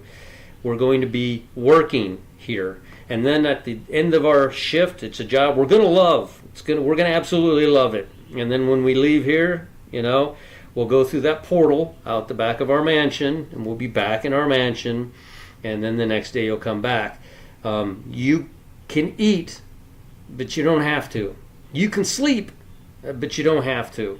You can take a bath, but you don't have to. You can do whatever it is you want to do. We're not trying to bring earth to heaven. I'm telling you that whatever God has allowed us to create here is a millionfold over that in heaven. I love everybody talking to us is in the chat. Yeah, I'm sorry about it. I want to apologize. I love doing this, and I'll tell you why, because I get to address a lot of questions firsthand. I get a million comments, and all I have time for is like, and it just feels so impersonal and disconnected when I do it that way. I can't really, and I answer some people, and some people I'm like, I can't believe you just said that type thing, but, I answer some of those as well. Please no toilets. Yeah, right? Yeah, I mean, here's the thing. Your body will be a lean, mean fighting machine. Whatever you eat will absorb and be burned off immediately. You don't have to go to the bathroom. I wonder if you will, just because of, I don't know, just because of the fun of it. Pool party in heaven. Yeah, Vagina has a huge pool party in heaven, and we're all going to go to that. My house is high tech. It's high-tech. Apparently, it's old wooden. Well, it's not old anymore. It's brand new, but it's a huge wooden house, like beams, just huge tree beams. I mean, it's like a log cabin type thing. And I envisioned myself in a high-tech home, made of, stone and stuff, just polished stone everywhere. That's not what I'm getting. I'm getting this log home, which is fine. I mean, I'm okay with that. I'll be okay just to show up. That's going to be awesome, But, we're all going to visit each other. And the feast days, we're going to be looking so forward, just like you do Christmas or Valentine's Day, whatever you look for. We're going to be looking forward to these 7 feast days. We can hardly wait for them. We all get a brand new birthday. When we get raptured, we're all, the bride, going to have the same birthday, all of us. And I have a feeling that the entire universe will celebrate our new birthday, and it'll be awesome. Has anybody had rapture dreams? Let's see here. How long have we been going on so far? Does it say? How long is this? Started 1 hour ago. Let's see. Yeah, on Kelly's live last night, there was a huge earthquake in Japan. The whole earth is beginning to travail. We're beginning to see this. Yeah, that's what I've been talking about. I had a vision of my home in heaven. I did. I didn't have a vision. I had a dream. It's three different dreams. It's been being built this whole time. Kevin said something, but that the reason it looked empty. Oh yeah, of course. The Bible says it. There's a clear lake or river or creek, whatever, coming out from the end of the throne of God. Yes, pure and crystal clear. It'll be the best water you ever drank. It's going to be amazing. You guys are associating heaven with a cloud. You look up and you see a cloud and you think that's heaven. That's not heaven. This city is paved in gold. The gold is so pure and refined. It's 24.5 carat. It's so pure and refined you can see through it. It's amazing. It's solid. You can walk on it. It's not. We're not going to be sitting on a cloud playing a harp. We're going to be living our life in heaven. Let's see. Yeah, I don't know about the 30 minutes of silence. I believe Cool Cat said something to the effect of it's not for us, it's for another group. I'm not sure. Yes, we're going to have our memories. We're not going to remember sin. We won't remember sin, but we're going to have our memories. I'm going to look a lot younger. That's going to be cool. 30-something years old. Strong again. I don't know how tall, I like my height because of, riding sport bikes. If I'm much taller than this, it's hard. If I were, I guess Cool Cat, 6'4"? No, I don't want that. I wouldn't be able to ride my sport bike at 6'4". You're dragging my knees on the ground every time I turned. No way. My chicken strips would be this big instead of this big. Nobody knows what that means. Does anybody know what chicken strips mean? Let's see. Palm trees. It's going to be... Look, don't be afraid to dream about it. People get afraid and they start saying, oh, we're just trying to be materialistic in heaven. Go ahead. God said, no matter how grand you dream of this place, it'll pale by comparison to what's actually there. It's going to be so fantastic. Well, we're going to get to heaven and I'm going to be a footstool. No! You're a bride. You're going to heaven, to the most spectacular place. It's going to be amazing. I wonder if the house is back up to paradise. Like we go into our house and it's the third heaven. But when we walk out the back, we're actually in paradise where everyone is. And the great multitude that no man can count. Yeah. How far you lean on your bike. Yeah, that's what a chicken strip is. The tire is cupped, or it's got an oval, and the further you lean into your turns, the more the road eats out the edge. And I was able to get mine down quite far. I'm not like the greatest rider or anything. I can't ride on one wheel. That was too scary. But I will in heaven because I can't get hurt. I'll have skills. I'll have a skill set unlike I ever had. Yep. This is true. That's what chicken strips are. I know, pain-free. Like my feet are killing me standing here. I don't want to leave, but I can't stay forever. Yes, you can sleep in heaven. You can have a bed in heaven. Everything you have here, you're going to have there. It'll be the most amazing sleep, but you don't have to sleep. You'll want to sleep, but you don't have to.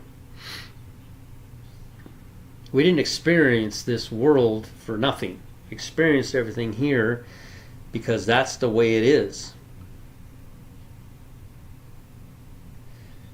I don't know. I felt like the stairs on the either side of the bed were more of a to get down to the lower part of the house, but I didn't go down them. I just had this fear of falling down them when maybe I rolled out of bed at night. I used to do that a lot when I was a kid, and I was on the top bunk, so I'd roll and I'd go a ways. My parents could hear it because small house. Boom. Let's see. I love you talking about heaven. I love talking about heaven. I love talking about heaven. When we're in heaven, and I don't know where the verse is right now. Is it in Revelation? I don't recall where it's at. When we're in heaven,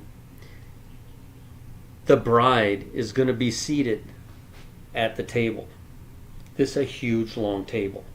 You're going to be seated there. You're going to be sitting there, and Jesus is going to come up. Excuse me, sir. What can I get you for your dinner, your meal here that we're about to have. Jesus is going to ask you that. Jesus, your creator, is going to serve you, and you're going to tell him, man, I'd like some steak, some potatoes. Me personally, I want some ceviche. I make the best ceviche, but I want some ceviche and candy corns. Just gonna throw a curveball in there, and then Jesus will bring it to me. Jesus will be wearing a waiter's outfit. That's what the Bible says. I didn't say that. The Bible says that he will be dressed as a waiter. He will come to you and he will serve you your meal. We don't deserve any of this. We deserve nothing. But that's how high Jesus has elevated us. That's how much Jesus had paid for our sins. That's how glorious he made us. We didn't do anything. There will be no pride in heaven. It's going to be absolutely amazing. When we go in there, I'm going to pick the first seat I get to just in case somebody says, you don't belong here. I'm going to sit down and hide. And then Jesus is going to come up. I don't deserve being there. I don't deserve to be there. But man, yeah, Jesus promised that he would not drink of the wine until he did so anew with us in heaven. Let's see here. Once we're the wife of Christ instead of the bride, are we allowed to nag? So, we'll always be the bride of Christ. That never will change. The wife is Rachel. The wife is the saint.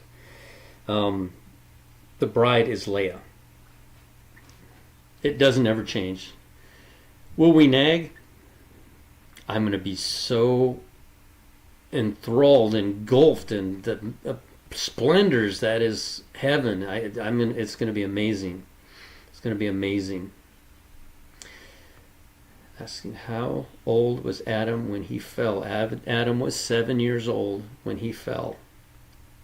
Technically. God created everything in motion. That's why they can do carbon dating on parts of this planet. Say it's 1 billion years old. God didn't create Adam as an egg, or as a embryo, I should say. That's what I should change, that egg attached to the uterine wall, an embryo attached to the uterine wall. He didn't create him as an embryo. He created him as a full-grown man. Created Adam as a full-grown woman. In the seventh, they completed 7 full years in the garden, but in the 8th year, on the 2nd month and 17th day, so they were in the garden for 7 years and 47 days. And 47 days after they sinned on October the 30th, 31st, 47 days later, they were kicked out of the garden on Tevet 1 on December the 15th, the last day of Hanukkah. That's the day they were removed from the garden. It's almost like God kept them for those extra 47 days so that they could have their last Hanukkah in heaven. Yeah, I think about that all the time. I think about that. When we get to heaven, we have a bunch of babies to take care of. A bunch of babies. It's going to be a lot of babies to take care of, but they'll be easy to take care of. And they're going to grow up just like normal. They're going to grow up until they reach the age of 30 and they'll stop growing. People say that Adam and Eve have no belly button, but you know what? I don't see why God couldn't give them a belly button. He created them, right? So I've heard that. I don't know. It doesn't matter to me either way. Tabernacles for this, Palm Sunday for Jews, 7 years apart. Yeah, I think Kelly said that last night, is that the end of the tribulation will end on Where am I at? On Feast of Trumpets or on Day of Atonement. So we'll see. A little bit of an overlap there, right? Because it's already passed for us. But I think we go on the great 8th day, so we'll see.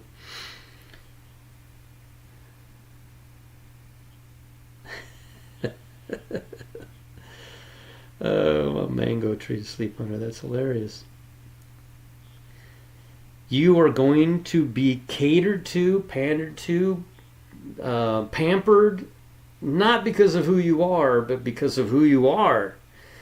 It's going to be amazing. Not because of who you are, but because of who you are.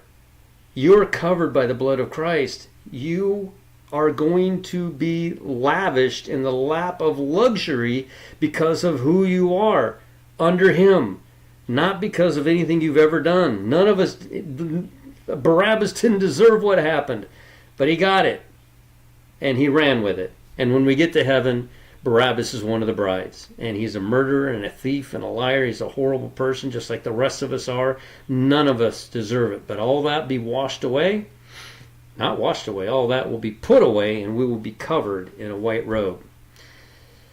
Kevin is texting me. Kevin, I'm doing a live. Let's see here. All right. So I'm going to end this. What time is it? 6:30. I'm going to end this. I'm going to go watch Dr. Barry's video he just put out. I'm dying to know what that has to say. Hopefully he's on looking at tomorrow as well. If not, we'll take in whatever information he has and look at it and pray about it and see what happens. Be right. Hi. And I'm going to get off of here. I can't hold these 4 and 5 hour YouTubes by the fire chat like Commander Kelly does. Go subscribe to his channel. He'll be on later today, probably about 8:30 he gets on. You're killing me. I have to get up at 6 o'clock in the morning to go to work. Can you please start your lives at about 6:33 Eastern Standard Time? That would be the best for me. Thank you. Appreciate that.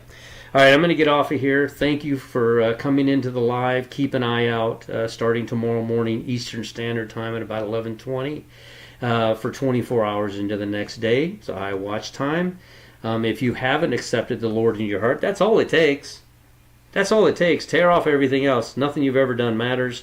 Go to a quiet place by yourself. Nobody needs to know, and you don't need to tell anybody. Accept the Lord in your heart. It's a very important moment, private moment between you and your Father, and then go work on your crown. Go warn everybody. If you see me, go. Get them knowing that this event is about to take place. And we're out of time. But saints of the tribulation, I don't know how long you're going to be here, but 6:20 p.m. Friday. No, it's not. That's Israel time. 6:20 p.m. Friday to Saturday, the 7th at 11.